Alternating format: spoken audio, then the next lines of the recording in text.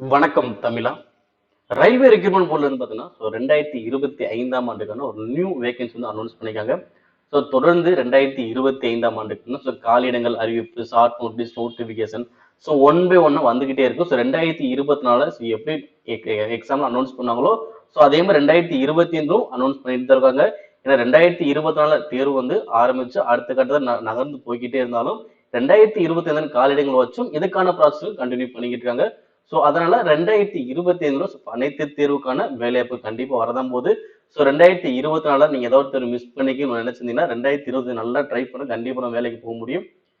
இந்த 2025ஆம் ஆண்டுக்கான அடுத்த நியூ வேகன்சி எதுன்னு பார்த்தீங்கன்னா பாராமெடிக்கல் எக்ஸாம்.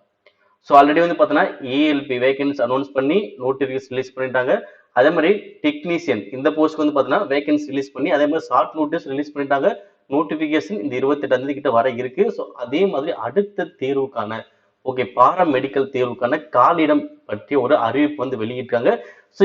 இதை பத்தி ஒரு ஷார்ட் நோட்டிபிகேஷன் அடுத்து உங்களுக்கு வர இருக்கு. இதே மாதிரி ஒன் பை ஒன்னா ஒவ்வொரு தேர்வுக்கான வேகன்சியும் அதே மாதிரி ஷார்ட் நோட்டிபிகேஷன் ஒன் பை ஒன்னா வந்துட்டு இருக்கும் போது நீங்க அதுக்கேற்ற மாதிரி உங்களுடைய ப்ரிப்பரேஷன் ஸ்டார்ட் பண்ணி வச்சுக்கோங்க.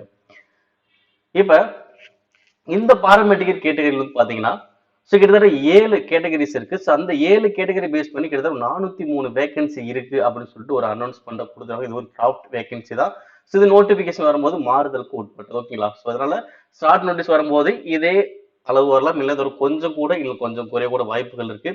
இப்போ மொத்தம் எத்தனை கேட்டகரினா 7 கேட்டகரி இருக்கு. ஒவ்வொரு கேட்டகரியும் பார்த்தீங்கன்னா அவங்களுடைய லெவல் பொறுத்து எவ்வளவு வேகன்சின்னு சொல்லி கீழே அனௌன்ஸ் பண்ணிக்காங்க பாருங்க.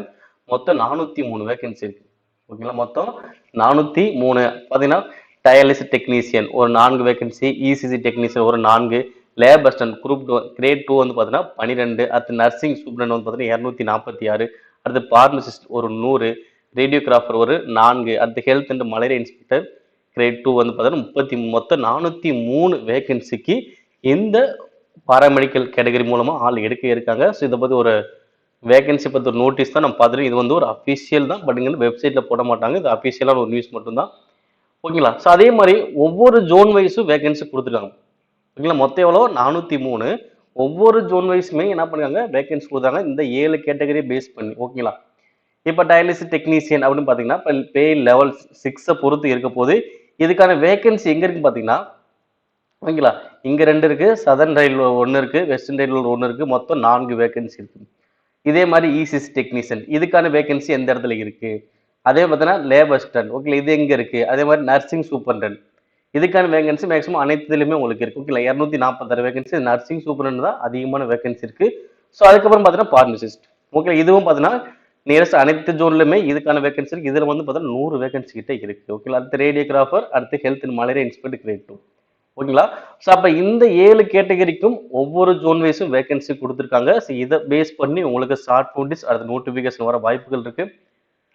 ரயில்வே தொடர்பான அப்டேட்ஸ்ல உடனுக்குடன் பெற நம்மளுடைய தமிழா ஐஏஎஸ் சப்ஸ்கிரைப் பண்ணுங்க, ஷேர் பண்ணுங்க. நன்றி.